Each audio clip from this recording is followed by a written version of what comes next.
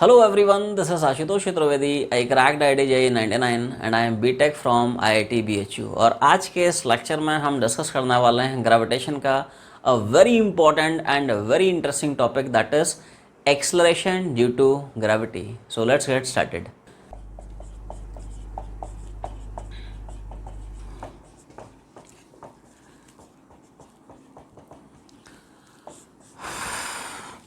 पूरा का पूरा जो चैप्टर है ग्रेविटेशन का, उसका सबसे इम्पॉर्टेंट जो पोर्शन है वो यही है, एक्सेलरेशन ड्यू टू ग्रेविटी. और जैसा इसका नाम है वैसे ही इसका मतलब भी है. एक्सेलरेशन ड्यू टू ग्रेविटी मतलब acceleration due to gravity. Definition ये आई कि the acceleration produced because of force of gravity, it is called as acceleration due to gravity. क्या है डेफिनेशन? अर्थ जो है किसी भी पार्टिकल पे एक फोर्स लगाता है. इसी फोर्स को हम बोलते हैं gravitational force, force of gravity, या आसान भाषा में बॉडी का वेट. इस फोर्स ऑफ ग्रेविटी की वजह से बॉडी के अंदर जो एक्सेशन आता है, जो एक्सेशन डेवलप होता है, जनरेट होता है, प्रोड्यूस होता है, इसी को हम बोलते हैं क्या? Acceleration due to gravity. उसका नाम ही है एक्सेशन ड्यू टू ग्रेविटी, मतलब acceleration due to force of gravity. It is called as acceleration due to gravity. जैसे मान ले अर्थ है, ये है हमारा अपना पर्सनल एक छोटा सा अर्थ, राइट. अर्थ का मास क्या होता है बोलो? What is mass of earth? अब इनकी ज़रूरत पड़ेगी. ये जो डेटा है उसको अपने को एज अ स्टैंडर्ड डेटा याद भी रखना है. कई बार वैसे प्रॉब्लम्स में गिवन होता है, but most of the times it is not given to us. तो अपने को याद रखना है स्टैंडर्ड डेटा है. अर्थ का मास कितना, अर्थ का रेडियस कितना, ठीक है. इसको एज अ स्टैंडर्ड डेटा अपने को याद भी रखना है, ठीक है. कई बार इसकी जरूरत पड़ती है. अर्थ का मास कितना? 6 × 10⁻24 kg. अर्थ का रेडियस कितना? 6400 kilometres, that is 6.4 × 10⁻6 metres. Clear? Earth क्या करता है कि किसी भी बॉडी पर एक फोर्स लगाता है. इसी फोर्स को हम बोलते हैं ग्रेविटेशनल फोर्स या फोर्स ऑफ ग्रेविटी, आसान भाषा में बॉडी का वेट. इसी फोर्स ऑफ ग्रेविटी की वजह से बॉडी के अंदर जो एक्सेशन प्रोड्यूस होता है, जो एक्सेशन डेवलप होता है, एक्सेशन जनरेट होता है, इस एक्सेशन को हम बोलते हैं एक्सेशन ड्यू टू ग्रेविटी. क्यों बोलते हैं? क्योंकि एक्सेशन ग्रेविटी की वजह से है. This acceleration is produced because of gravitational force, because of force of gravity, and therefore it is called as acceleration due to gravity. Acceleration due to gravity की जो वैल्यू होती है near the surface of earth, earth के surface के आसपास, बहुत पास, right. This is the magnitude of acceleration due to gravity at any point near the surface of earth. G का जो मैग्नीट्यूड होता है ना नियर द सरफेस ऑफ अर्थ, वो ये होता है. अब यहाँ पे दो जी हैं, समझ रहे हो ना जी? एक छोटा जी है, दूसरा बड़ा जी है. हाँ जी ना जी, कुछ तो बोलो. ये सुनो, एक छोटा है ना, एक छोटा जी है, दूसरा बड़ा जी है. तो छोटा बड़ा समझते हो रे? छोटा जो जी है वो एक्सेशन ड्यू टू ग्रेविटी का सिंबल है. जो बड़ा जी है वो, आवाज नहीं है, यूनिवर्सल, हाँ यूनिवर्सल ग्रेविटेशनल कांस्टेंट है. ठीक है, कंफ्यूज मत होना कि पता चला जी है निपटा दिए, जो निकालना था वही निपटा दिए. निकालेगा क्या? एम बोले तो अर्थ का मास याद रखना है ना, 6 × 10⁻24 kg. आर क्या है? रेडियस ऑफ अर्थ, याद रखना 6400 किलोमीटर्स, दैट इज 6.4 × 10⁻6 मीटर्स. ठीक है, छाप ले, 2 लाइन का प्रूफ है ना, कैसे कैसे फॉर्मूला आ रहा है. तो लिखें भाई सब लोग डेरिवेशन के लिए. Consider a particle of mass small m near the surface of earth, then the gravitational force exerted by earth on the particle is. तो डेरिवेशन का बहुत सिंपल सा अप्रोच है. जैसे मान ले एक ये रहा, मान लो अर्थ, ठीक है. अर्थ का मास, अर्थ का रेडियस, और अर्थ के सरफेस के आसपास बहुत पास एक छोटा सा पार्टिकल है. तो अप्रोच ये रहेगा कि हम देखेंगे ये जो अर्थ है इस पार्टिकल पे कितना ग्रेविटेशन फोर्स लगा रहा है. उसी फोर्स को हम इक्वेट करा देंगे मास इनटू एक्सेशन से. तो वो जो एक्सेशन आता है it is acceleration due to gravity at that place. ठीक है, तो लिखें ये जो अर्थ है, बता सकते हो इस पार्टिकल पे कितना ग्रेविटेशनल फोर्स लगाएगा. What is G m1 m2 upon r square. हाँ हाँ, what is the magnitude of gravitation force exerted by earth on the particle. तो देख, हमेशा ध्यान रखें कि ऐसे केसेस में हम अर्थ को अज्यूम कर लेते हैं एज अ पॉइंट मास। मान के चलते हैं अर्थ का पूरा mass to be concentrated exactly at its centre of mass. क्या बोला? बहुत इंपॉर्टेंट कंसेप्ट है, ध्यान सुनना। अर्थ को मान लेते हैं एज इफ इसका का पूरा जो मास है कहाँ पे बैठा है? Exactly at its centre of mass. तो अब ऐसा सोच लेते हैं कि हमारे पास दो पॉइंट मासेस हैं, एक ये है और दूसरा ये है, और दो पॉइंट मासेस के बीच में लगने वाला फोर्स कितना हम लोग निकाल सकते हैं न्यूटन्स लॉ से। अब पूछोगे ऐसा करते क्यों है? Why total mass of earth is suppose to be concentrated exactly at its centre of mass. तो उसका लॉजिक ये है, हम लोग पहले भी डिस्कस कर चुके हैं, फिर से बता रहा हूँ। लॉजिक ये होता है कि आउटसाइड वाले पॉइंट्स के लिए जो स्फीयर होता है वो बिहेव करता है like a point mass only for outside points, not for inside points. ये बहुत तोड़ू कंसेप्ट है रे। जब हम लोग फैक्टर्स डिस्कस करेंगे ना, factors affecting acceleration due to gravity, तो उसमें भी काम आएगा, है ना? ध्यान से सुना है, ठीक है? जो मैं पॉइंट बोल रहा हूँ, क्या बोल रहा हूँ और है ना क्यों बोल रहा हूँ। देख, जैसे अगर मैं तुमसे पूछता हूँ कि साहब एक छोटा सा पॉइंट मास है, एम मास से आर डिस्टेंस पे, एम मास से आर डिस्टेंस पे, what is the formula of gravitational field intensity? Gm/r²। तो एम मास से आर डिस्टेंस, फील्ड इंटेंसिटी का फॉर्मूला क्या होता है? अब मान ले पॉइंट मास नहीं है, तुम्हारे पास एक स्फीयर है, we are having a sphere, sphere का मास एम है, रेडियस आर है, तो स्फीयर के सेंटर से बाहर लाई कर रहा है पॉइंट, स्फीयर के सेंटर से आर डिस्टेंस पे आउटसाइड वाले पॉइंट के लिए what is the formula of gravitational field density? आवाज नहीं आई?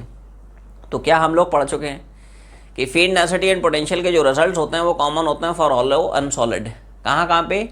For the points on the surface and for the points outside surface. अंदर में रिजल्ट्स डिफरेंट होते हैं।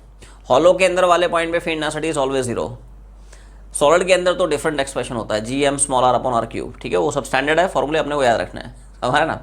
तो यहाँ पे बाहर वाले पॉइंट पे सॉलिड स्फीयर की वजह से, ध्यान से देखो, क्या फील्ड डेंसिटी वही दिख रही है जो कि पॉइंट मास की वजह से।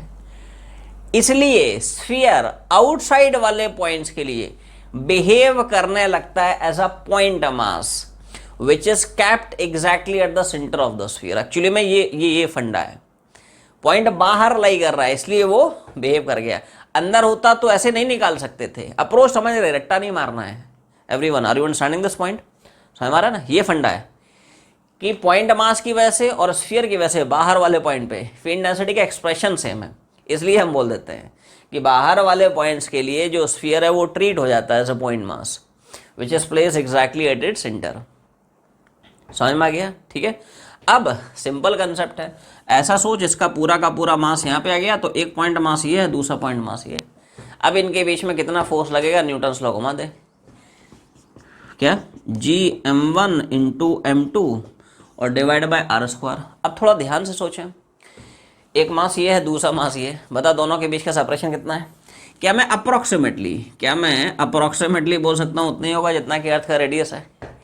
क्योंकि जो particle it is very near and very close to the surface of earth, बहुत दूर नहीं है ना? ये जो हम लोग फॉर्मूला पढ़े ना जी का, अभी जो फॉर्मूला लिखा था Gm/r², ये सिर्फ सरफेस के लिए है। जब पॉइंट अर्थ के सरफेस के काफ़ी क्लोज लाई करता है, काफ़ी नियर लाई करता है, दूर लाई करोगे तो फिर वेरिएशन शुरू हो जाएंगे, वो हम लोग डिस्कस करेंगे, आज के ही लेक्चर में डिस्कस करेंगे। बट अभी समझें ध्यान से, पार्टिकल बहुत पास है इसलिए अप्रोक्सीमेटली मान लेंगे पार्टिकल और सेंटर के बीच का distance it is same as radius of earth. तो एक छोटा सा पॉइंट लिख भी लें, लिखो, the sphere behaves as a point mass for the points on the surface and outside surface. आगे लिखें, तो ये सब नोट कर लें, है ना? जो जो एक्सप्रेशन मैंने लिखे उसको छापें, उसके आगे बताता हूँ। 2 लाइन का है, कुछ है नहीं उसमें। तो आगे लिखो, this force provides acceleration to the particle called as acceleration to the gravity at that place. So अब सब लोग थोड़ा सा ध्यान देना, अर्थ ने इस पार्टिकल पे फोर्स लगाया इतना, क्लियर? ठीक है साहब, क्या यही फोर्स यहाँ पे इस पार्टिकल को मास इनटू एक्सेशन देगा सेकंड लॉ ऑफ मोशन से? F = ma। This force will provide mass into acceleration to the particle. और यही जो एक्सलेशन है इस पार्टिकल का, क्या यही होगा इस पोजीशन पे, इस पॉइंट पे, इस लोकेशन पे acceleration due to gravity? Yes, sir. क्योंकि एक्सेशन किसकी वजह से है? अरे फोर्स ऑफ ग्रेविटी की वजह से है। ये एक्सेशन किसकी वजह से है? It's because of this force of gravity, gravitation force. ठीक है, तो ये जो फोर्स लग रहा है, यही फोर्स यहां पे इस पार्टिकल को मास इनटू एक्सेशन देगा, और वो जो एक्सेशन आएगा उसी को बोलते हैं acceleration due to gravity at that place, जो तुम्हें निकालना है जी। तो यही जो फोर्स है उसको चिपका दे, फोर्स मतलब, and this force will provide mass into acceleration, और यही जो एक्सेशन है वो है acceleration due to gravity at this place, उसको हम जी लिख लेते हैं, because this acceleration is produce because of force of gravity and therefore it is called as acceleration due to gravity. तो ये छोटा सा डेरिवेशन mm यहाँ से है ना उड़ जाता है, mm कैंसल आउट हो जाता है, हंस g बराबर gm बाय, तो ये छोटा सा डेरिवेशन है। बट ध्यान रखें this is the formula of g only near the surface of earth, है ना, अर्थ से बहुत ज़्यादा हाइट पे नहीं, right, only for near the surface of earth, near the surface of अर्थ। मतलब आपसे पूछे कि बता अर्थ के सरफेस से 100 किलोमीटर की हाइट पे कितना है, तो ये नहीं घुमा सकते हैं। Everyone are you understanding this? समझ में आ रहा है? ये अर्थ के आसपास है, अर्थ से 10 मीटर पे, 20 मीटर पे, 50 मीटर पे, ऐसा है ना। 200 किलोमीटर चले गए, 1000 किलोमीटर चले गए, तो फिर वहाँ पे जी की वैल्यू में वेरिएशन शुरू हो जाते हैं। तो ये तो जी का मैग्नीट्यूड हो गया। अब आते हैं इसके डायरेक्शन पे, what is the direction of acceleration due to gravity. तो ध्यान से सोचें क्या एक्सेशन की डायरेक्शन वही होगी जिस डायरेक्शन में फोर्स लगाएगा? ध्यान से सोच, हर एक चीज़ अच्छे से फील कर, क्या हो रहा है, क्यों हो रहा है, कैसे हो रहा है। क्या अर्थ इस पार्टिकल पे जिस डायरेक्शन में ग्रेविटेशन फोर्स लगाएगा that will be direction of this acceleration due to gravity. और पक्की बात है, क्या अर्थ इस पार्टिकल को अट्रैक्ट करेगा? है ना, अर्थ जो है इस पार्टिकल पे किधर फोर्स लगाया है? एवरीवन सी दिस, अरे ये मास इस मास को अट्रैक्ट करेगा ना रे, किधर फोर्स लगा रहा है? एग्जैक्टली वर्टिकली डाउनवर्ड्स, कह सकते हो टूवर्ड सेंटर ऑफ अर्थ। इसलिए जी की भी जो डायरेक्शन होती है वो किधर होती है? Vertically downwards, toward centre of earth. Direction होती है जी की, कह सकते हो वर्टिकली डाउनवर्ड्स और toward centre of earth.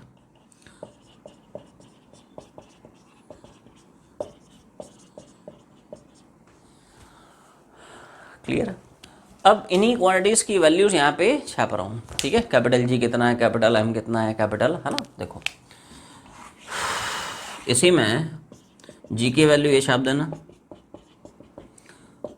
Capital M अर्थ का मास बोल कितना होता है, और कैपिटल आर रेडियस ऑफ अर्थ बोल कितना होता है। स्टैंडर्ड डेटा है, इसको अपने को याद रखना, ठीक है।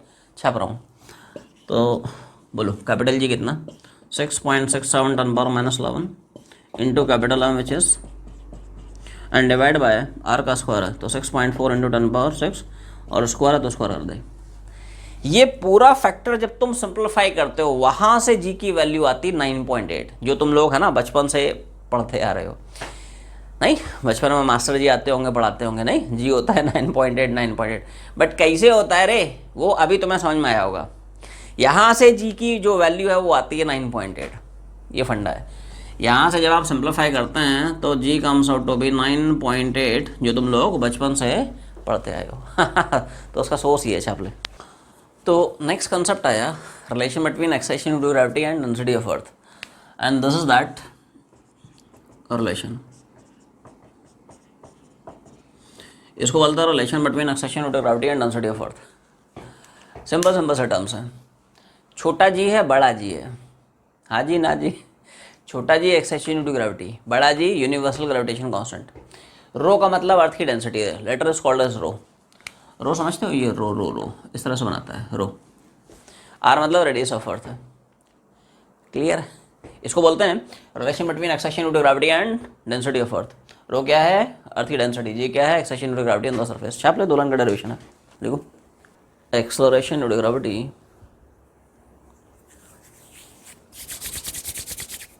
Near the surface of earth. तो अभी अभी हम लोग क्या सीखे हैं, ठीक है। ये रहा अपना गोलू गोलू अर्थ, मास एम रेडियस आर, और इसके आसपास वाले किसी पॉइंट पे एक्सेशन ड्यू टू ग्रेविटी का फॉर्मूला स्टैंडर्ड है, इसको याद रखें, कई बार इसकी जरूरत पड़ती है। जी बराबर G M by R square, ठीक है, या जी एम बराबर जी इंटू आर स्क्वायर, एक ही बात है। जी M is equal to g into R square. अब तुम्हें रिलेशन निकालना in between acceleration due to gravity and density of earth. तो मास को एक्सप्रेस कर ले in terms of density into volume. Mass क्या पढ़ते हो? डेंसिटी, मास बराबर डेंसिटी इनटू वॉल्यूम। ये सुनो, तुम लोग मास पढ़ते होगे, मास बराबर डेंसिटी इनटू वॉल्यूम, ठीक। तो मान ले अर्थ का मास m है, अर्थ का मान ले डेंसिटी रो है, वॉल्यूम कितना होगा? अर्थ 4/3 pi r cube. हाँ हाँ, earth is assume to be a perfectly round sphere. Earth मान ले गोलू गोलू है, ठीक है, एक स्फीयर है, ठीक है। एक स्फीयर का वॉल्यूम क्या होता है? 4/3 पायर क्यूब। तो मास हो जाएगा डेंसिटी इंटू वॉल्यूम, मतलब 4/3 पायर क्यूब। एम की वैल्यू यहाँ छोटा यहाँ चिपका दे, हो गया प्रूफ, ठीक है। छोटे डेरिवेशन है। तो जी बराबर जी बाय आर स्क्वायर एज है, एम की वैल्यू चिपका रहा हूँ, क्लियर भाई। जी बाय आर स्क्वायर एज और एम की जगह ये चिपका दिया, आर स्क्वायर हो जाएगा। तो जी बराबर जी रो 4/3, एक आर बच जाएगा, ये सुनो डिवीजन है ना रे, पार पार सब्ट्रैक्ट हो जाएगा, 3 - 2 मतलब 1 हो जाएगा। तो यहाँ से तो ये छोटा सा डेरिवेशन है क्या है? 4/3 पाई जी रो इंटू आर, ऐसा है, क्लियर है। तो ये छोटे छोटे डेरिवेशंस हैं ना, फ्रिक्वेंटली आस इन योर स्कूल एग्जाम्स, याद रखें। अब यहाँ पे एक बहुत ज़बरदस्त कंसेप्ट आने वाला है, very important, very interesting concept. सब लोग थोड़ा सा दिमाग लगाएं, ठीक है। हमने अभी तक जी के 2 फॉर्मूले पढ़े, ठीक है, ध्यान सुनना। जी बराबर जी एम बाय स्क्वायर और दूसरा भी जी बराबर 4/3 पाई जी रो आर। अजीब ही रिलेशंस है। एक रिलेशन बोलता है कि acceleration due to gravity is inversely proportional to square of radius of earth. दूसरा अलग ही डायरेक्शन भाग रहा है। दूसरा बोलता है नहीं नहीं, g is directly proportional to radius of earth. Everyone, are you understanding this? एक रिलेशन की शक्ल मैंने देखी तो शक्ल बोलती है कि साहब g inversely proportional to square of radius of earth. दूसरा बोलता है नहीं नहीं ऐसा नहीं है भाई जी तो डायरेक्टली प्रोपोर्शनल है अर्थ के रेडियस के। मतलब आई एम आस्किंग यू कि हमें कैसे पता चले जी आर के डायरेक्टली प्रोपोर्शनल है या आर स्क्वायर के इनवर्सली प्रोपोर्शनल है? Anyone who wants to explain this? फंसा दिया रे मैंने तुम लोगों को यहाँ पे यहाँ पे तुम लोगों को मैंने फंसा दिया बोलो फंसे कि नहीं आवाज़ नहीं आई।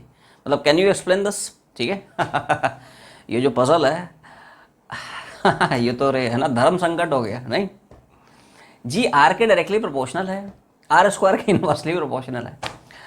यही तो रे पढ़ाने का मजा है। पहले बच्चों को कंफ्यूज करो, उसके बाद उनको एक्सप्लेन करो। मतलब दिमाग लगा थोड़ा सा। Anybody, any idea? गाड़ी फंस गई रे तुम्हारी मैंने तुम लोगों को फंसा दिया ठीक है। जनता जो है बाहरी कंफ्यूजन में। नहीं ये तो धर्म संकट हो गया रे।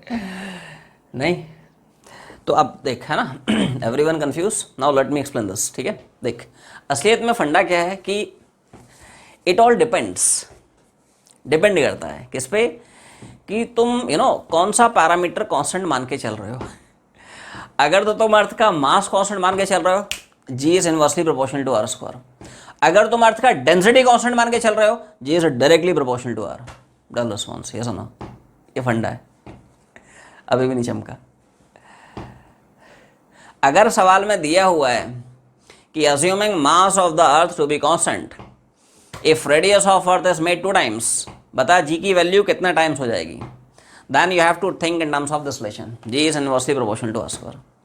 अगर सवाल में देता है कि assuming density of earth to be constant if radius of earth is doubled, तो बता जी कितना टाइम्स हो जाएगा। Then you have to think in terms of this relation, g is directly proportional to are.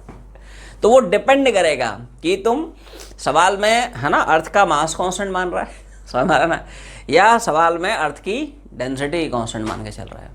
चमका नहीं रहे तुम लोगों को। तो ये सवाल में स्पेसिफाई होगा कि अज्यूमिंग, ऐसे सवाल पूछे जा चुके हैं, है ना, नीट में भी और जेईई मेंस में भी। और बच्चे बहुत, है ना, मतलब भारी कन्फ्यूजन में रहते हैं कि साहब हम, है ना, रेडियस अगर डबल करेगा तो 1/4 टाइम्स होगा या डबल करने से डबल हो जाएगा। तो वो डिपेंड करेगा कि सवाल में किस तरह की भाषा गिवन है, लैंग्वेज गिवन है। अगर बोलता है assuming mass of the earth to be constant, तो ये घुमाएगा समझा ना।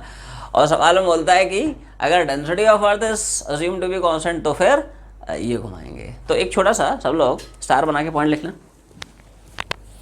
हेडिंग बना लें स्टार और एक छोटा सा पॉइंट लिखें। If mass of the earth is assumed to be constant, then accession due to gravity is inversely proportional to square of radius of earth. In the next line, if density of earth is assumed to be constant, then acceleration due to gravity is directly proportional to radius of earth. जैसे अभी तुम लोग सवाल बनाने जाओगे तो problems में इस तरह की तुम लोगों को लैंग्वेज मिलेगी, क्या कि assuming mass of earth to be constant. ठीक है ना, समझ लो कैसे कैसे सवाल बन सकते हैं। बोलेगा साहब अर्थ का रेडियस हमने डबल कर दिया, बता एक्सेशन ड्यू टू ग्रेविटी कितना हो जाएगा। तो उसमें सारे ऑप्शंस तुम्हें गिवन होंगे, जी भी गिवन होगा, 2g भी गिवन होगा, g/4 भी गिवन होगा। तो क्या टेक करेगा, g/4। ये सुनो, क्योंकि यहाँ पे उसने मास कांस्टेंट कर दिया, मास कांस्टेंट है तो g inversely proportional to r²। अब r डबल हो गया तो g 1/2² मतलब 1/4 टाइम्स हो जाएगा। ये सुनो, इस प्रोफाइल के सवाल बनते हैं। ठीक है, तो g जो है ये हो जाएगा 1/2² टाइम्स, मतलब नया वाला जो g है वो पुराने वाले g का 1/4 टाइम्स हो जाएगा। ठीक है, ऐसा है, ऐसा थोड़ी है रे मास हमेशा कांस्टेंट रहेगा। ये कौन बोला रे मास हमेशा कांस्टेंट रहेगा, मास चेंज होता है ना रे। ठीक है, आइस मेल्ट होके पानी बन के निकल गया, इवेपोरेट हो गया। ठीक है, मास हमेशा थोड़ी कांस्टेंट रहता रे, कभी मास कांस्टेंट रहेगा, कभी डेंसिटी कांस्टेंट रहेगा। ठीक है, वो तो नेचर है रे, हम थोड़ी कंट्रोल कर सकते हैं। Clear mass energy transformation since mass energy relation. ठीक है, ऐसा थोड़ी है मास हमेशा कांस्टेंट रहेगा। ठीक है, दुनिया में किसी भी ऑब्जेक्ट का मास कांस्टेंट नहीं रहता है। ठीक है, वो मास एनर्जी ट्रांसफॉर्मेशन लगा रहता है, E = mc², Einstein's theory of relativity. ठीक है, चल अच्छा, दूसरा इस तरह के भी सवाल बन सकते हैं, क्या keeping density of earth to be constant. मान ले उसने अर्थ का डेंसिटी कांस्टेंट कर रखा है। क्लियर, अब बोलता है radius of earth is doubled. अब बता जी की वैल्यू में क्या चेंज है। फिर से वैसे ही दोनों ऑप्शंस, हाँ, फिर से वैसे ही दोनों ऑप्शन छाप दिए उसने, 2g, g/4 है ना, g मतलब और भी इस तरह के ऑप्शन छाप दिए। तो अब क्या हो जाएगा, now you have to think in terms of this relation, क्योंकि डेंसिटी कांस्टेंट है तो g is directly proportional to r double करेगा g डबल हो जाएगा, है ना। तो g प्राइम की वैल्यू 2 टाइम्स हो जाएगी, मतलब 2g हो जाएगी। हाँ जी और ना जी, मतलब सवाल में दे देगा कि कुछ इस तरह के अर्थ पे ये सब हाइपोथेटिकल सवाल होते हैं। अर्थ के अंदर कुछ इस तरह के चेंजेस हो जाएं, जो ग्रेविटेशनल फोर्सेस हैं वो सडनली बढ़ जाएं। ठीक है, सो दैट जो अर्थ है ना थोड़ा सा कॉन्ट्रैक्ट कर जाए। बताया ना, हाइपोथेटिकल केसेस हैं, है ना, हर एक पार्टिकल के बीच में लगने वाला जबरदस्त अट्रैक्टिव फोर्स हो जाए। तो मास उतना ही है लेकिन रेडियस कम हो गया, ये फंडा है। डेंसिटी बढ़ गया ना रे, आवाज नहीं आई। ये देख, मास बराबर है डेंसिटी इंटू वॉल्यूम। मास बराबर क्या है, डेंसिटी इंटू वॉल्यूम, ऐसा है। मान ले तुम रेडियस बढ़ाते हो तो ऑटोमेटिकली डेंसिटी घट जाएगा, तभी तो मास कांस्टेंट रहेगा। ये फंडा है, यस सर। समझा है ना। या मान ले रेडियस बढ़ाता है तो डेंसिटी घट जाएगा, रेडियस घटाएगा तो डेंसिटी बढ़ जाएगा, तभी तो जो मास है वो कांस्टेंट रहेगा। या कई बार जो है मास के साथ कोई छेड़छाड़ नहीं, डेंसिटी के साथ चेंजेस कर देता है। बोलेगा रेडियस कांस्टेंट है, डेंसिटी को डबल कर दिया। तो ये हाइपोथेटिकल केसेस हैं बेसिकली। ऐसा होता नहीं है कि अर्थ का रेडियस डबल हो जाए।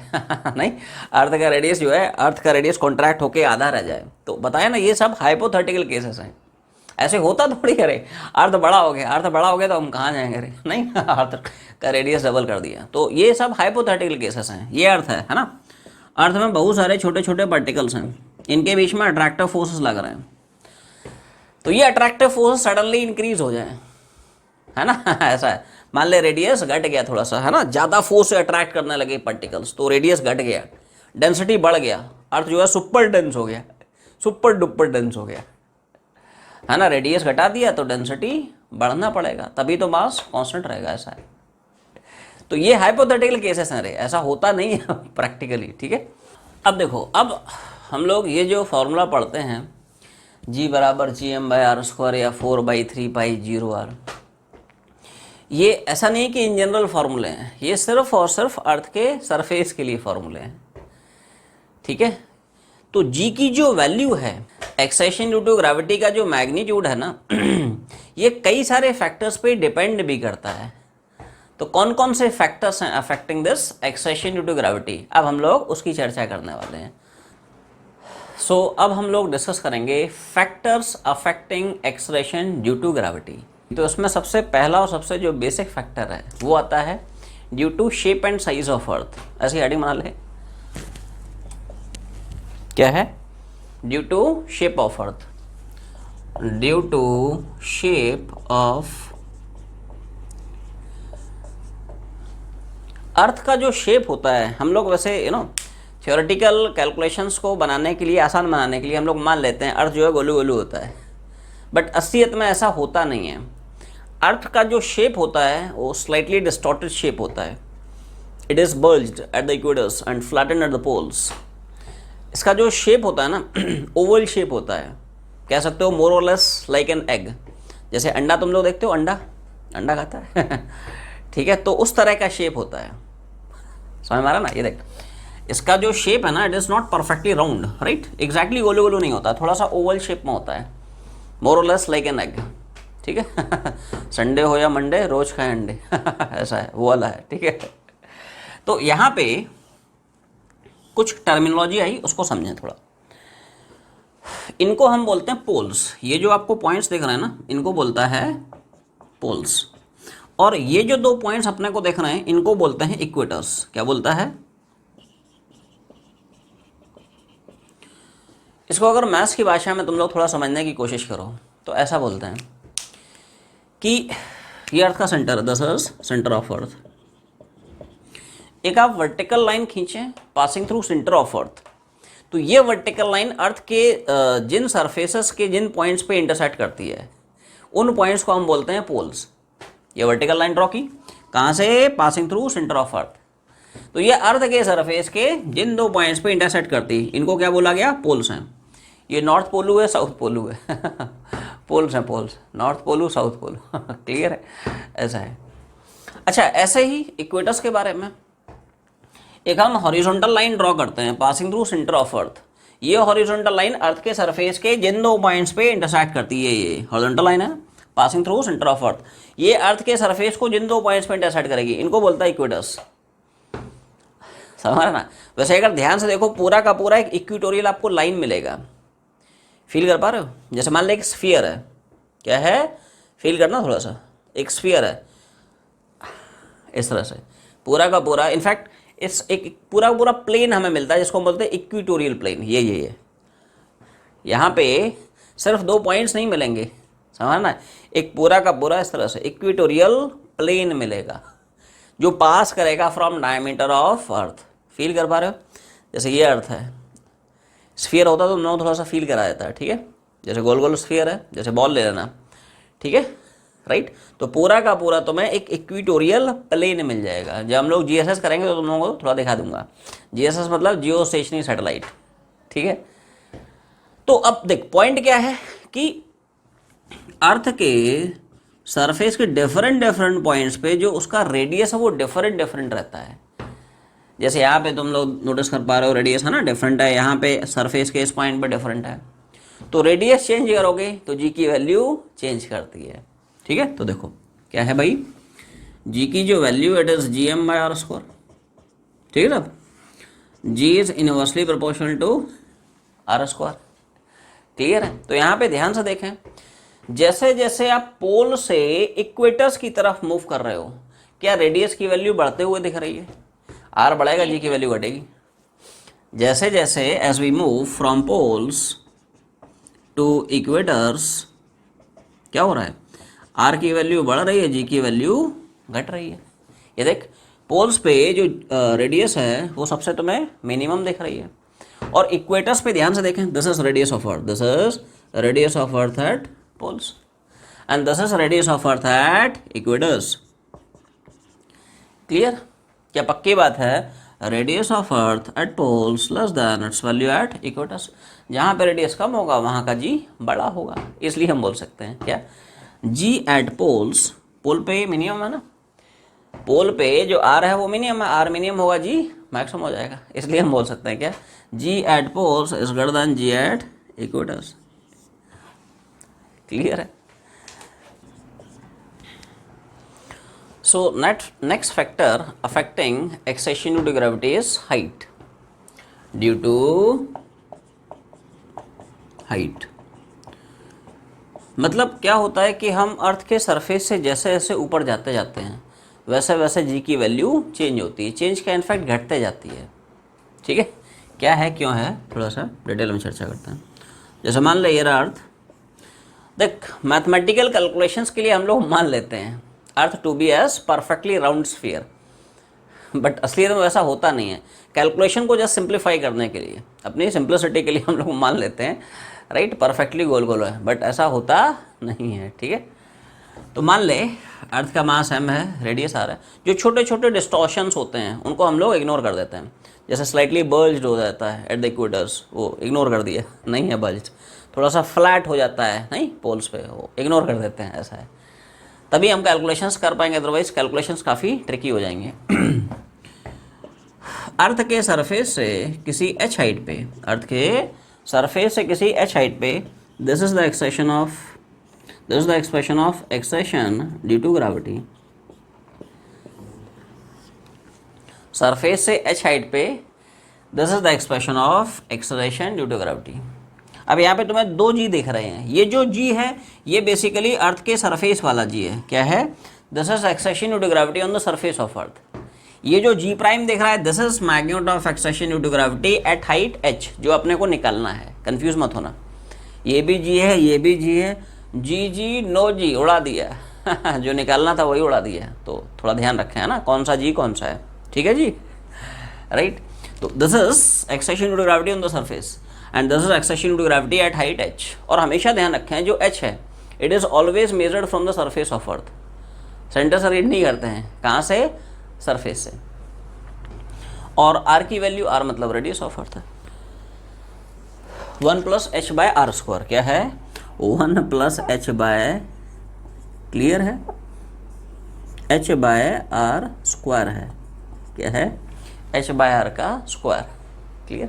तो यहाँ पे भी अप्रोच वही है जैसे हमने सरफेस पे डेरिवेशन किया था। क्या? जहाँ पे भी तुम्हें जी निकालना है वहाँ पे क्या करो, एक छोटा सा पार्टिकल बैठा दो, मान ले m मास का। देख लो अर्थ उस पार्टिकल पे कितना ग्रेविटेशन फोर्स लग रहा है, और उस ग्रेविटेशन फोर्स को इक्वेट करा दे मास इनटू एक्सेशन से, और वहाँ से जो एक्सेशन आएगा that will be acceleration due to gravity at that particular place.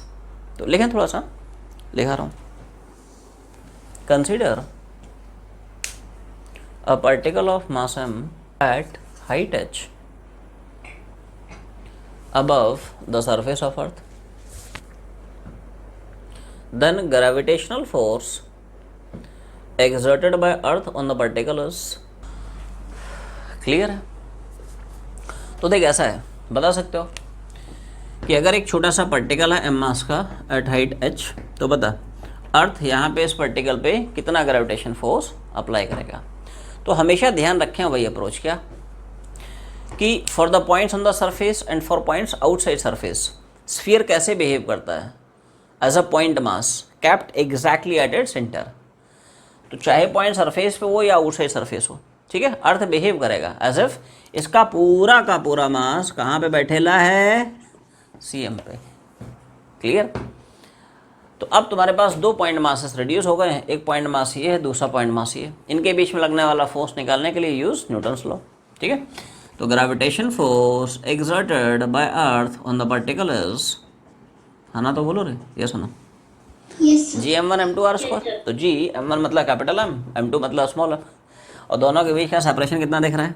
देखो ये अर्थ का रेडियस है, इसमें h और काउंट कर दे, तो दोनों के बीच का सेपरेशन कितना हो गया, R plus h, but R square होता है तो स्क्वायर करा दिए। क्लियर है, आगे लिखें। After the step, this gravitational force called as acceleration due to gravity at that place. तो अर्थ इस पार्टिकल पे जो ग्रेविटेशन फोर्स लगा रहा है, यही फोर्स यहाँ पे इस पार्टिकल को मास इनटू एक्सेशन देगा। वही जो एक्सेशन होगा it will be acceleration due to gravity at that place. Clear है, तो इसी फोर्स को इक्वेट करा दें मास इनटू एक्सेशन से, तो फोर्स हो गया, यही फोर्स यहाँ पे इस पार्टिकल को मास इनटू एक्सेशन देगा। और यही जो एक्सेशन है it is acceleration due to gravity at this place. क्यों? बिकॉज एक्सेशन प्रोड्यूस हुआ है because of force of gravity, इसलिए उस एक्सेशन को हम बोलते हैं क्या, एक्सेशन ड्यू टू ग्रेविटी। तो कुछ मान लेते हैं acceleration due to gravity g prime है, क्योंकि जी हम लोग मान के चले हैं सरफेस पे, हाइट पे कुछ जी प्राइम मान लिया है। क्लियर है, अब यहाँ पे एक रिलेशन होता है in between G M and small g. What is that relation? G M बराबर जी आर स्क्वायर। जी का फॉर्मूला हम लोग सरफेस पे क्या पढ़ते हैं, जी बराबर G M by R square. तो लिख लें, इसके बाद लिखें, थोड़ा सा मैं लिखा देता हूँ। Acceleration due to gravity on the surface of earth is, तो अर्थ के सरफेस पे एक्सेशन ड्यू टू ग्रेविटी हम लोग क्या पढ़े हैं स्टार्टिंग में, G M by R square. तो जी एम की वैल्यू यहाँ पे क्या उड़ा सकते हैं, इसको याद रखें, है ना, कई बार इस फॉर्मूले का यूज़ होगा। जी बराबर G M by R square, तो जी एम हो जाएगा क्या, जी इंटू आर स्क्वायर। इसको बस यहाँ पे चिपका दे तो जी प्राइम हो जाएगा क्या किया समझ में, बस जी एम की जगह यहाँ पे जी आर स्क्वायर चिपका दिया तो जी प्राइम हो जाएगा g are square and divide by. Clear, अब थोड़ा सा यहाँ पे कैलकुलेशन में देखते हैं। तो जी प्राइम है जी आर स्क्वायर, इसमें से आर बाहर निकाल लें, क्या किया सामने, इस ब्रैकेट में से आर बाहर निकाल लिया, तो आर बाहर आएगा तो 1 प्लस एच बाई आर आएगा। मल्टीप्लाई करके क्रॉस चेक कर लेना, आर इंटू 1 मतलब आर है, आर उड़ जाएगा, एच ही तो आएगा, आर प्लस एच का स्क्वायर। इस आर को बाहर निकाल लें, ये जो आर है इसको बाहर, क्लियर है भाई, तो ये आर स्क्वायर हो जाएगा। क्लियर, और ये 1 प्लस एच बाई आर है, तो आर स्क्वायर आर से उड़ जाएगा, तो ये छोटा सा डेरिवेशन है। Acceleration due to gravity at height h above the surface of earth. अब यहाँ पे थोड़ा ध्यान से देखें, जी क्या है, acceleration due to gravity on the surface constant है, आर क्या है, रेडियस ऑफ अर्थ, वो भी कांस्टेंट है। तुम जैसे जैसे अर्थ के सरफेस से ऊपर जाते जाओगे तो वैसे वैसे क्या एच बढ़ता जाएगा, और क्या एच के बढ़ने से क्या जी की वैल्यू घटते जाएगी, ये सुनो। Yes, sir. यहाँ पे जी है, आर है, उसको छोड़ दो, कांस्टेंट है। जैसे जैसे तुम पॉइंट को सरफेस से और ज़्यादा हाइट पे लाते जाओगे एच की वैल्यू बढ़ती जाएगी। एच बढ़ाएगा, डिनोमिनेटर बढ़ रहा है ना भाई, डिनोमिनेटर बढ़ेगा, ओवरऑल वैल्यू जी की वैल्यू क्या होगी, घटेगी। इसलिए हम बोलते हैं जैसे जैसे तुम अर्थ के सरफेस से ऊपर जाते जाते हो acceleration due to gravity decrease होते जाता है। अब इसी में एक छोटा सा अप्रोक्सीमेशन केस आया कि अगर तो जो हाइट ऑफ द पार्टिकल है above the surface of earth it is very much less than radius of अर्थ, क्या बोला, एक ऐसे ही छोटा सा पॉइंट लिख लें, वैसे मॉड्यूल में पढ़ लेना, उसमें लिखा दिया है if height of the point above the surface of earth it is very much less than radius of earth, ऐसे ले लें शॉर्टकट में, h is very much less than R. तो इसी का एक छोटा सा अप्रोक्सीमेशन का केस आता है, जी प्राइम बराबर g into 1 minus 2 h by R. Right, क्या है, कैसे ऐसे आ रहा है, थोड़ा सा समझते हैं। तो जनरल फॉर्मूला तो भाई यही है, ठीक है, जी प्राइम बराबर g upon 1 plus h by R का होल स्क्वायर। क्लियर है, इसको ऊपर ले जाएं, पावर नेगेटिव हो जाएगा, पावर गेट्स नेगेटिव। क्लियर, अब यहाँ पे हम लोग घुमाते हैं बाइनोमियल अप्रोक्सीमेशन, जो मैथ्स वाले बच्चे हैं वो लोग पढ़े होंगे, ठीक है, अलजेब्रा में बाइनोमियल अप्रोक्सीमेशन बाइनोमियल पूरा का पूरा थ्योरम आता है, उसका छोटा सा यहाँ पे अप्रोक्सीमेशन का एक फॉर्मूला यूज़ होता है। फिजिक्स में कई बार कई जगह यूज़ होगा, ठीक है, डिफरेंट टॉपिक्स में, not only in 11th physics but 12th में भी तुम्हें कई बार उसके ट्रेसेस मिलेंगे। तो याद रख लें बाइनोमियल अप्रोक्सीमेशन क्या होता है, ठीक है। तो इसके बाद देखें आफ्टर, है ना, the step using binomial approximation. तो बाइनोमियल अप्रोक्सीमेशन क्या होता है, सब लोग थोड़ा सा ध्यान दें।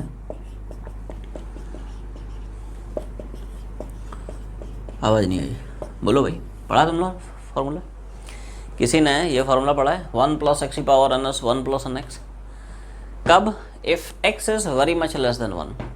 अगर इस x की वैल्यू इस 1 के कंपेरिजन में काफ़ी स्मॉल होती है तो हम घुमा देते हैं 1 + x की power n as 1 + n × x। Clear? But condition ध्यान रखें, कब तक घुमा सकते हो? 1 + x की पावर n को n और x को मल्टीप्लाई करके लिख देता है। कब तक? जब तक इस x की वैल्यू 1 से काफ़ी छोटी हो। अब इसका यहाँ पे यूज़ क्या है, क्यों है, कैसे है, ठीक है, तो थोड़ा ध्यान दें। सिंस यहाँ पे h की वैल्यू r से बहुत छोटी है, पूरी इक्वेशन को r से डिवाइड करा दें। अब समझ में आ गया? ये h/r हो गया, r/r कितना हो जाएगा? तो सिंस h/r की वैल्यू इस 1 से काफ़ी छोटी है and therefore you can apply binomial approximation here कि 1 + x की power n is 1 + n × x। कुछ नहीं, n और x इनको मल्टीप्लाई करके रख देते हैं, तो यहीं से रिजल्ट तुम्हारा आ जाता है g × इसको मल्टीप्लाई कर दे तो यही तो रिजल्ट है, g' बराबर g × 1 - 2h/r। ये भी क्वाइट यूजफुल रिजल्ट है, बट ध्यान रखें इसकी वैलिडिटी तभी तक रहती है, कब तक? अगर तो जो पॉइंट है वो अर्थ के सरफेस से काफ़ी क्लोज है, समझा ना? If height of the particle above the surface of earth it is very much less than radius of earth, if and only if h is very much less then r। ये result सिर्फ और सिर्फ इस condition में ही applicable होगा। हाँ, ये वाला जो हम लोग फॉर्मूला पढ़ें this is true in general for any value of r। ये जो एक्सप्रेशन है this is true in general for any value of r, ठीक है साहब? ये h की हर वैल्यू के लिए एप्लीकेबल है। h चाहे बड़ा हो, छोटा हो, ज़्यादा बड़ा हो, ज़्यादा छोटा हो, बीच का हो, मतलब हर वैल्यू के लिए एप्लीकेबल है। ये आप सिर्फ तभी घुमा सकते हैं जब h की वैल्यू r से काफ़ी छोटी है, ठीक है?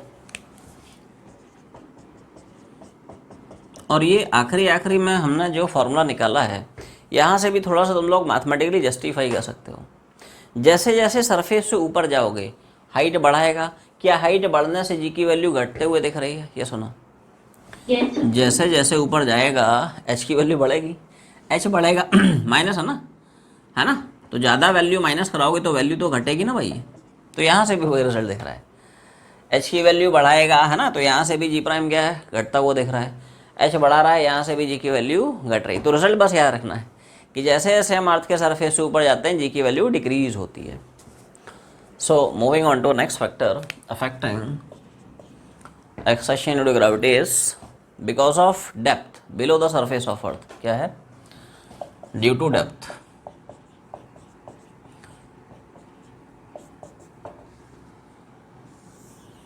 अब ये थोड़ा सा ट्रिकी केस है, टिपिकल केस है, इंपॉर्टेंट केस है, थोड़ा ध्यान देना, है ना? जैसे मान ले अर्थ है, मास है, रेडियस r। पिछली बार हम लोग अर्थ के सरफेस से ऊपर गए थे, ऊपर जाना आसान है ठीक है, राइट? हॉट एयर बलून में बैठ जाए, ऊपर चला गया, उड़ गया ठीक है, प्लेन में बैठ के उड़ गया, ठीक है राइट? अंदर कैसे जाओगे? इस बार हम क्या कर रहे हैं, अर्थ के सरफेस से अंदर जा रहे हैं ये मत पूछना कैसे जा रहे हैं, बताए ना, हाइपोथेटिकल केसेस हैं ये सब, ठीक है? अंदर जा रहे हैं। जैसे मान ले तुम जो है अर्थ के सरफेस से कुछ डी डेप्थ पे चले गए। कहाँ चले गए? सरफेस से, अर्थ के सरफेस से कुछ डी डेप्थ पे चले गए। ये मत पूछना मतलब कैसे गए, ठीक है?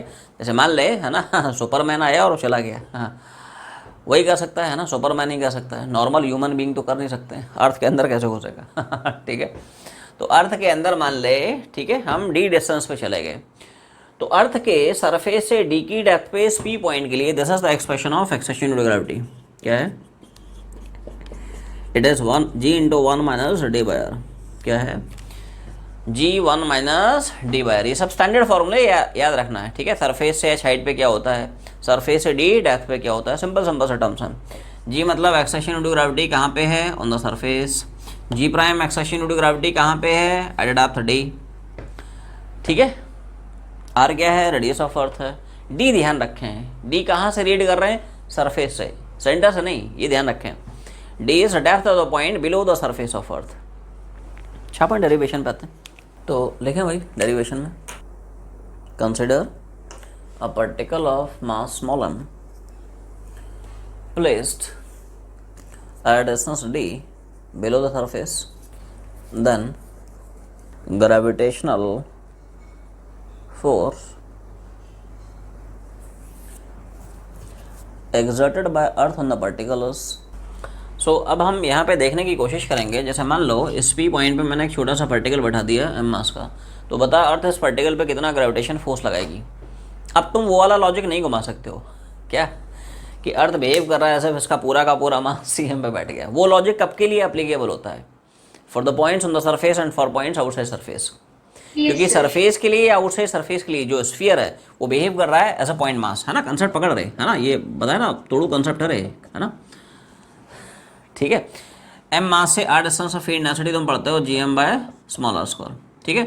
एक स्फीयर है तो स्फीयर के सरफेस पे तुम पढ़ते हो g m by are square, but है तो वो उसी फॉर्मेट में आर स्क्वायर, और बाहर पढ़ते हो, है ना, बाहर तो of course g m by small r square. तो ये सिर्फ सरफेस के लिए, आउटसाइड सरफेस के लिए। लेकिन अगर ग्रेविटेशन फील्ड डेंसिटी पूछेगा एट एनी पॉइंट इनसाइड, कहाँ पूछेगा, स्फीयर के अंदर, तो स्फीयर के अंदर फील्ड डेंसिटी का रिजल्ट थोड़ा सा चेंज कर जाता है। अब ये स्मॉल आर स्क्वायर के इनवर्सली प्रोपोर्शन नहीं है, तो अंदर वाले पॉइंट के लिए solid sphere does not behave like a point mass place exactly at the centre, no, समझा ना। इसलिए यहां पे वो लॉजिक काम नहीं करेगा। तो उसमें तुम लोगों को दो मेथड बताऊंगा, एक आसान मेथड है, दूसरा उससे भी आसान मेथड है। फिजिक्स में डिफिकल्ट मेथड तो होता ही नहीं है, होता है क्या? नहीं होता, ठीक है, तुम लोग समझदार हो, है ना। तो यहाँ पे देख अप्रोच क्या है, अप्रोच हम वो वाला ही अप्रोच घुमाएंगे, एफ बराबर एम ई, ये सुनो क्या, ग्रेविटेशन फोर्स होता है product of mass and gravitation field density at the point where the mass is placed. लेकिन थोड़ा सा लिखा रहा हूँ, gravitational force is defined as product of mass and g f i at the point where the mass is placed. Clear, हम लोग ये approach घुमाने वाले हैं, एफ बराबर एम इंटू ई, ठीक है। तो जो पार्टिकल उसका मास देखें और जहाँ पे पार्टिकल बैठा है वहाँ पे फील्ड डेंसिटी देखें। अब फील्ड डेंसिटी का अभी भी एक्सप्रेशन देखा, अर्थ को हम ट्रीट कर सकते हैं लाइक अ, ठीक है, सॉलिड स्फीयर, ठीक है। और सॉलिड स्फीयर के अंदर वाले पॉइंट पे, पॉइंट अंदर है ना रे, स्फीयर के अंदर, तो सॉलिड स्फीयर के अंदर वाले पॉइंट पे अभी भी हमने देखा what is the expression of gravitational field density, बोलो भाई, ये सुनो, g m small r upon r cube, ठीक है। तो चिपका देता हूँ, तो फोर्स हो जाएगा mass into field density, mass into field density मतलब, ठीक है, ध्यान से टर्म्स, एम मतलब ये पार्टिकल का मास है, कैपिटल एम मतलब सॉलिड स्फीयर का मास है, ऑफ कोर्स, है ना, अर्थ का मास है, कैपिटल आर अर्थ का रेडियस, सॉलिड स्फीयर का रेडियस है, what is small r, distance of point from centre, ध्यान रखें, है ना। स्मॉल आर क्या होता है, स्फीयर के सेंटर से उस पॉइंट का डिस्टेंस जहाँ पे हमें फील्ड डेंसिटी निकालनी है। तो यहाँ पे ध्यान से देखें, क्या स्मॉल आर मैं लिखूंगा कैपिटल आर माइनस डी, ये सुनो, क्या स्मॉल आर की वैल्यू दिख रही है, कैपिटल आर ये अर्थ की रेडियस है और माइनस 10 डेप्थ, ये सुनो, तो आर की वैल्यू यहाँ पे चिपका दे, तो ऐसे फोर्स निकालेंगे, ये अप्रोच है। तो यहाँ पे जो फोर्स की एक्सप्रेशन आएगी R minus d and 10 force आ गया। अब इस फोर्स को इक्वल कर दे मास इंटू एक्सेशन से, तो वही जो एक्सेशन आएगा that will be acceleration into gravity at that place. आगे लिखें, this force provides acceleration to the particle called as acceleration due to gravity at that place। तो अर्थ पार्टिकल पे जो भी ग्रेविटेशन फोर्स लगा रहा है यही पार्टिकल को मास इनटू एक्सेशन प्रोवाइड कराएगा, और यही जो एक्सेशन होता है it is acceleration due to gravity at that particular place. Clear है, तो यहाँ से एम एम उड़ जाएगा। अच्छा, जी एम की वैल्यू क्या हम लोग पढ़ चुके हैं, जी आर स्क्वायर होता है, ये सुना, what is the formula of acceleration due to gravity on the surface. इसके बाद लिखें after this last step, acceleration due to gravity on the surface of earth is, so g रहता है जी एम बाई आर स्क्वायर। तो यहाँ से G M को तुम एलिमिनेट करा सकते हो बस जी इंटू आर स्क्वायर। उसको याद रख ले, कई बार यूज़ होगा। जी एम की जगह चिपका दोगे।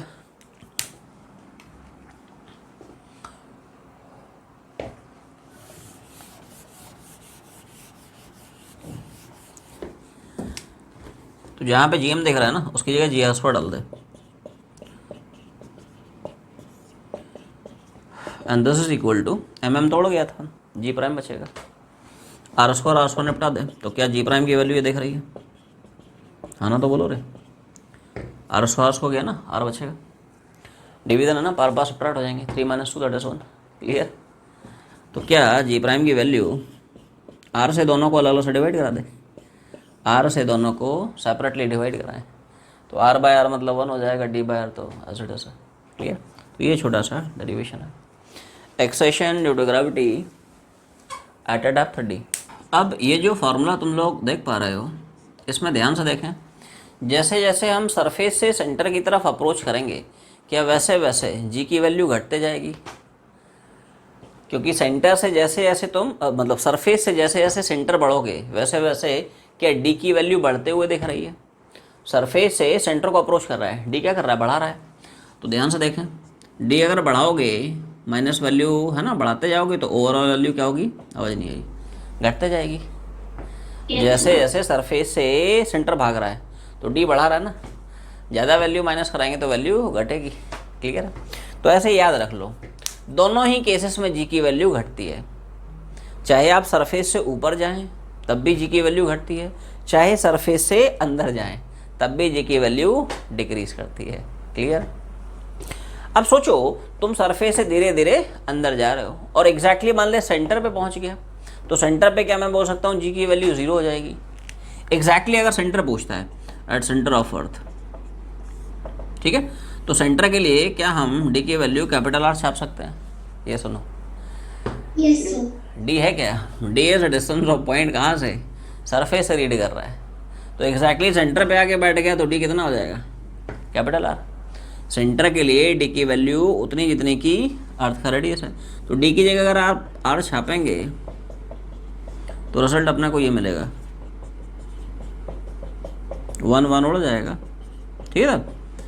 तो याद रखना है इसको भी, है ना, कि exactly at centre of earth acceleration due to gravity कितना हो जाता है? 0।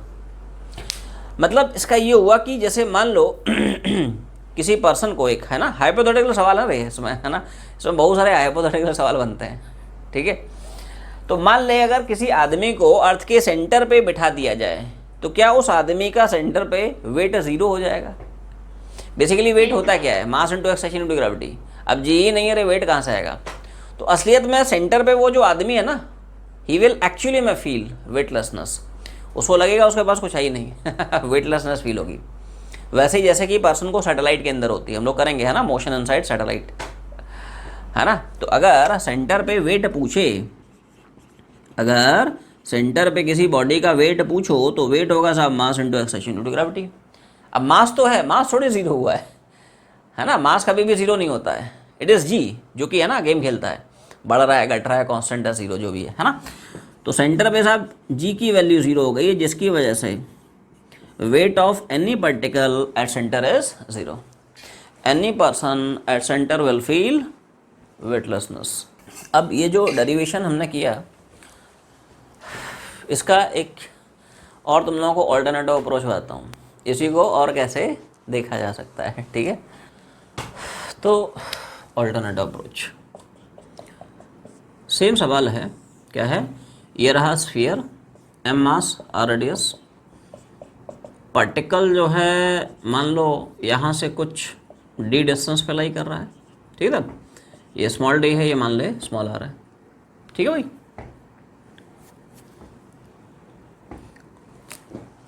तो हमें बताना था कि अर्थ जो है इस पार्टिकल पे कितना ग्रेविटेशनल फोर्स लगा रहा है। अर्थ जो है पार्टिकल पे, सॉलिड स्फीयर जो है पार्टिकल पे कितना फोर्स लगा रहा है। तो हमने अप्रोच क्या घुमाया था? F बराबर एम ई। जहाँ पार्टिकल बैठा वहाँ पे फील्ड डेंसिटी देखें, जो पार्टिकल है उसका मास देगा, मल्टीप्लाई कर दें। एक डिफरेंट अप्रोच बता रहा हूँ तुम लोगों को, थोड़ा सा ना कुछ नया सीखने को मिलेगा। अप्रोच ये है, इस सॉलिड स्फीयर को तुम लोग ऐसे सोच सकते हो, the solid sphere is assumed to be made up of several number of hollow spheres. बहुत सारे कॉन्सेंट्रिक हॉलो स्फीयर्स हैं, उन हॉलो स्फीयर से मिलके ये बन रहा है सॉलिड स्फीयर। नहीं, थोड़ा सा ट्रिकी अप्रोच है ना, तोड़ू अप्रोच है, लेकिन कोशिश करें। ऐसा सोच, बहुत सारे हॉलो स्फीयर्स हैं। नहीं, hollow sphere, hollow hollow hollow समझ ना, हॉलो हॉलो हॉलो, मतलब बहुत सारे हॉलो स्फीयर्स हैं, और ये सारे के सारे हॉलो स्फीयर्स मिलके कॉन्स्टिट्यूट कर रहे हैं कंप्लीट सॉलिड स्फीयर को। सॉलिड बोले तो एकदम सॉलिड है, ठीक है, समझ आ रहा ना। अब ध्यान से सोचें, जैसे पार्टिकल मान लें तुम्हारा यहाँ कहीं लाई कर रहा है, तो इस पार्टिकल के बाहर वाले जितने हॉलो स्फीयर्स हैं, उन स्फीयर्स के लिए पार्टिकल अंदर लाई कर रहा है, तो these spheres will not exert any force on this particle. थोड़ा भारी अप्रोच है यार, थोड़ा है ना, दिमाग लगाएं। क्या बोला, इस पार्टिकल के बाहर वाले जितने भी हॉलो स्फीयर्स हैं, उनके लिए पार्टिकल अंदर चला गया है। और क्या हम लोग पढ़ते हैं कि साहब हॉलो स्फीयर के, भी लिखा भी दूंगा, बस ऐसे समझ लें, क्या हम लोग पढ़ते हैं हॉलो स्फीयर के अंदर वाले किसी भी पॉइंट पे ग्रेविटेशनल फील्ड डेंसिटी हमेशा ज़ीरो रहती है। अब फील्ड ही नहीं है तो किस बात का फोर्स, जहाँ पार्टिकल बैठा वहाँ फील्ड ही नहीं है तो फोर्स कहाँ से आएगा। तो हॉलो, ये देखिए, ये हॉलो की वजह से अंदर will not exert any force, ये हॉलो कोई एक्सर्ट नहीं करेगा। तो इस पॉइंट के जितने बाहर वाले हॉलो स्फीयर्स हैं, उनकी वजह से इस पार्टिकल पे कोई फोर्स लगेगा ही नहीं, दे आर इनअफेक्टिव। तो इस पॉइंट के बाहर वाले ये जो आपको स्फीयर्स दिख रहे हैं, ये सारे के सारे इनअफेक्टिव हैं। ध्यान से ध्यान से ध्यान से, बहुत ध्यान से, है ना, तोड़ू कंसेप्ट आने वाला। अरे मजा आ जाएगा तुम लोगों को, और मजा ना आए तो बताना, ठीक है है ना, ग्रेविटेशन मजा मजा। इस पॉइंट के बाहर वाले सारे स्फीयर्स को आप कट ऑफ कर दें, क्या this is the effective sphere which will only exert force on this particle. ये तोड़ू कंसेप्ट है। आप सोचें, ये स्फीयर है ही नहीं, सिर्फ इतना ही स्फीयर है, और पार्टिकल इस स्फीयर के एग्जैक्टली सरफेस बैठा है। तो अब पॉइंट चला गया है सरफेस पे। अब ये स्फीयर, ये सिर्फ इतना स्फीयर, ये बिहेव करेगा as if its entire mass is suppose to be concentrated at its centre.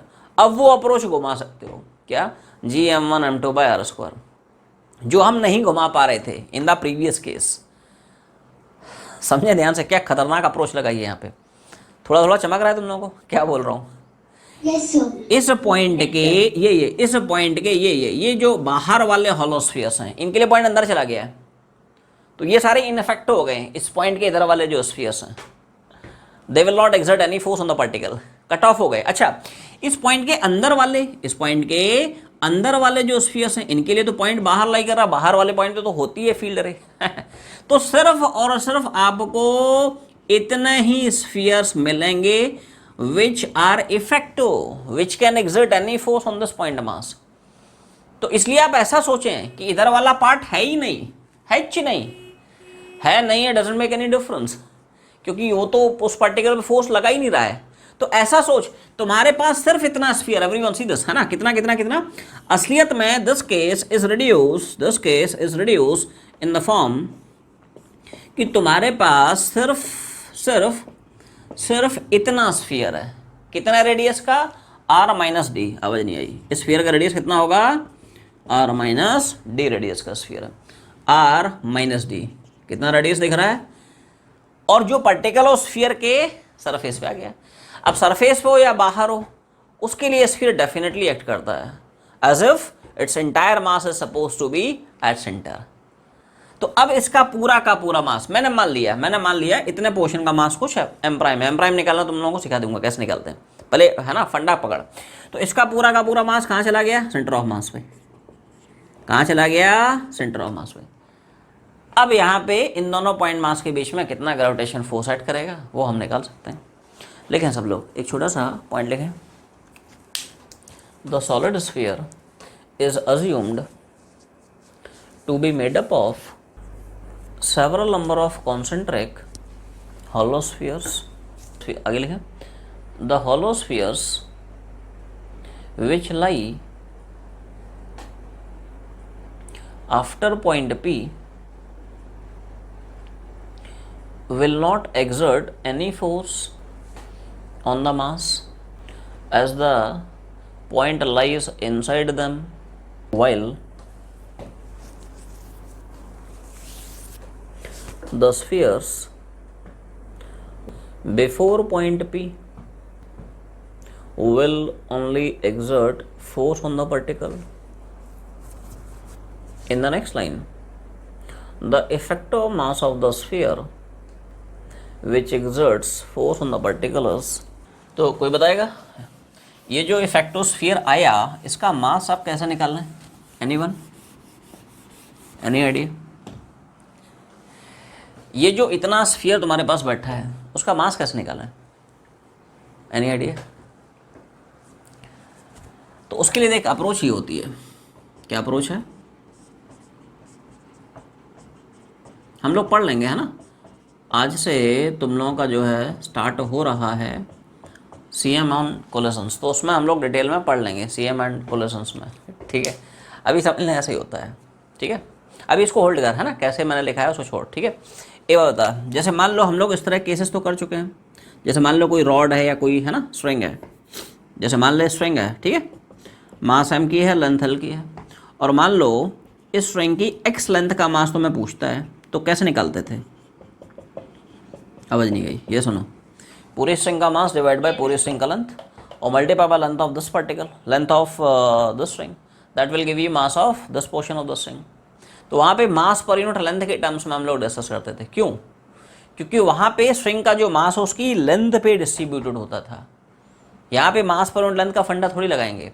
यहाँ पे जो मास है वो सिस्टम के वॉल्यूम में डिस्ट्रीब्यूटेड है, इसलिए मास पर यूनिट वॉल्यूम का फंडा लगाएंगे. कैसे? देखो, पूरी अर्थ का मास डिवाइड बाय पूरे स्फीयर का वॉल्यूम m/4/3 पायर क्यूब. पूरा स्फीयर है ना, स्फीयर का रेडियस कितना है? कैपिटल R, तो वॉल्यूम आ जाएगा 4/3 पायर क्यूब.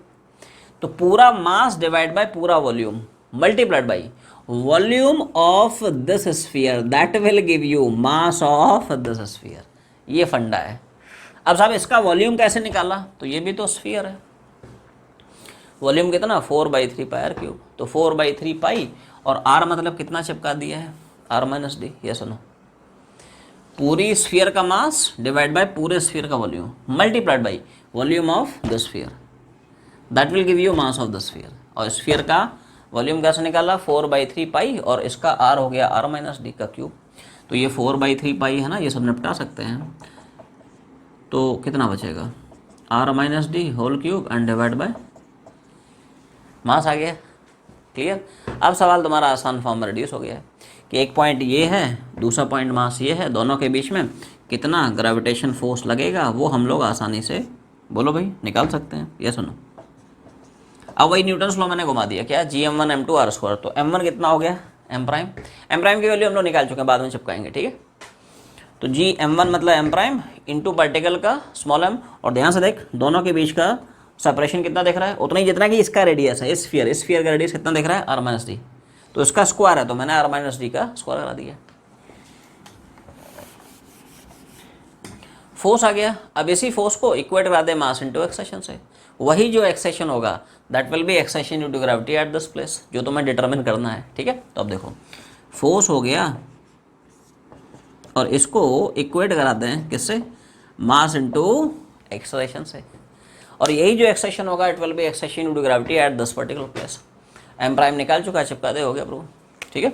तो m प्राइम की जगह है, अच्छा mm यहाँ से हम उड़ा सकते हैं. m प्राइम की जगह ये चिपका दे कितना?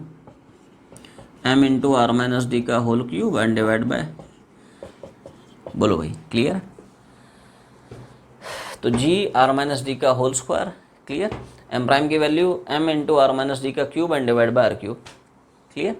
And this should be equal to mm उड़ गया, सिर्फ G प्राइम बचेगा. अच्छा, बचा ये जो तुम्हारा फैक्टर है G इंटू m. तो क्या हम लोग G इंटू m पढ़ चुके हैं? It is GR². GM क्या चिपका देंगे? It is GR². अच्छा, इधर ध्यान से देख, R-d का स्क्वायर उड़ जाएगा. तो क्या finally we are left with this GM की जगह g are square, r minus g का क्यूब, आर माइनस जी का स्क्वायर, तो स्क्वायर उड़ गया, कितना बचेगा आर माइनस जी, और नीचे वाली तो एज इट इज सपाटी आर क्यूब है और ये जी प्राइम है। क्लियर?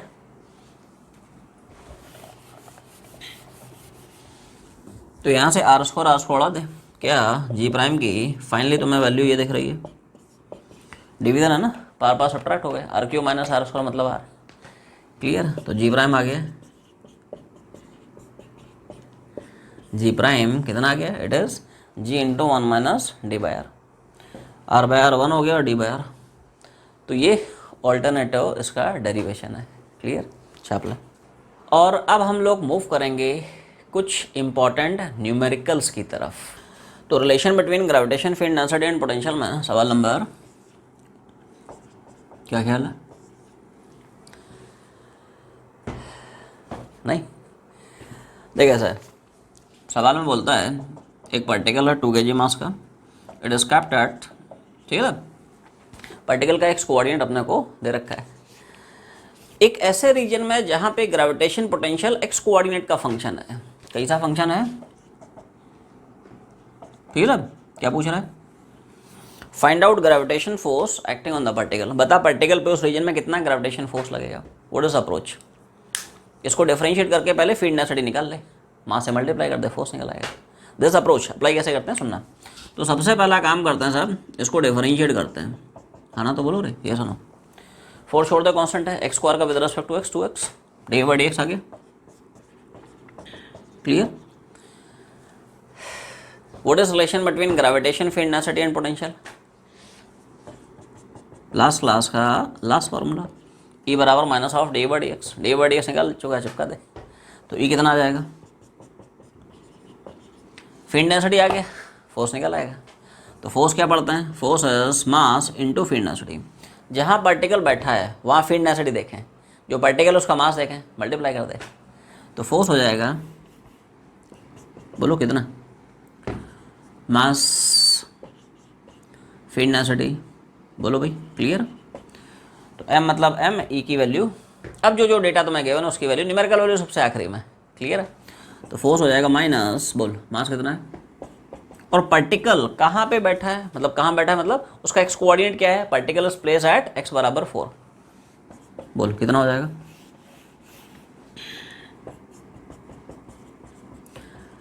प्लस माइनस से घबराने का नहीं, राइट, वेक्टर क्वांटिटी है ना, प्लस माइनस वेक्टर में क्या होता है, सिर्फ डायरेक्शन। जैसे प्लस 64 आता है मतलब direction of force is along positive x axis, negative आ रहा है मतलब मैग्नीट्यूड वही रहेगा 64 न्यूटन, डायरेक्शन क्या हो जाएगा, अलोंग नेगेटिव एक्स एक्सिस। मतलब हम आंसर लिखेंगे कि सब फोर्स की जो मैग्नीट्यूड है, क्या मैग्नीट्यूड ऑफ फोर्सेस, वो तो वही रहेगा 64, डायरेक्शन नेगेटिव एक्स एक्सिस।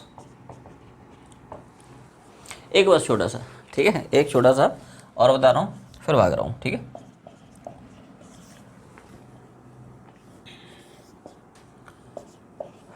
तो ये एक्चुअली ग्राफिकल अप्रोच पर बेस्ड सवाल है। इसमें अपने को एक ग्राफ दिया है in between potential and distance, है ना। क्या पूछ रहा है, पार्टिकल का मास दे रखा है 5 kg, क्या पूछता है, find out force acting on this particle, what is idea, क्या अप्रोच है। तो ग्राफ का स्लोप निकाल लेना, स्लोप की जो नेगेटिव वैल्यू होगी वो रिप्रेजेंट करेगी फील्ड डेंसिटी, उसको मास से मल्टीप्लाई कर देना, फोर्स आ जाएगा। जैसे अप्रोच अप्लाई कैसे करते हैं देख सुन, सबसे पहला काम कर, इस लाइन की स्लोप निकालते हैं, बोल कोऑर्डिनेट्स क्या है, आवाज़ नहीं आई, है ना, तो बोलो रे। इसका x कितना 0, y कितना है 10, इसका x कितना है 2, y कितना है 0, अज्यूम दस टू बी x1 y1 दस to b x2 y2 minus y1 upon x2 minus x1, ठीक है। तो स्लोप हो जाएगा y2 minus y1 upon x2 minus x1। Clear है? तो दिस इज हाउ मच, तो स्लोप आ जाएगा, और स्लोप की जो नेगेटिव वैल्यू होती है वो रिप्रेजेंट करती है फील्ड डेंसिटी को। तो field density is defined as negative slope of potential versus distance graph. तो माइनस माइनस यहाँ पे क्लियर है, प्लस हो जाएगा, फील्ड डेंसिटी आ गया, अब फोर्स आ जाएगा।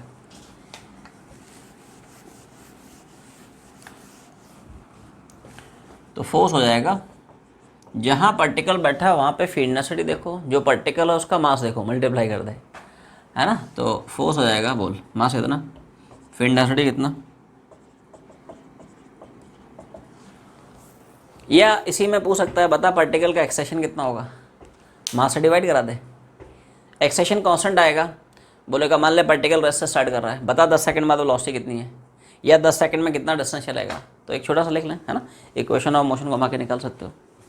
If the particle starts from rest, find out, first part is velocity of the particle after 10 second,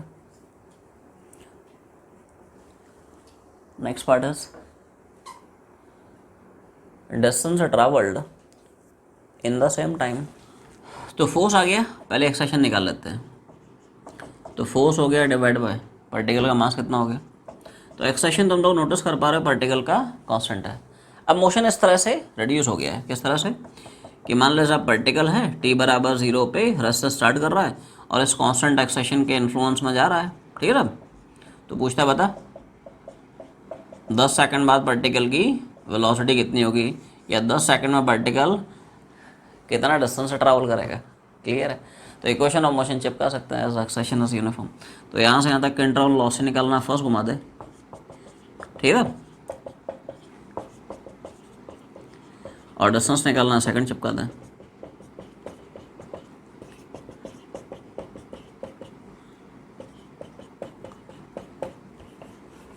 ठीक है भाई, कितना आ जाएगा।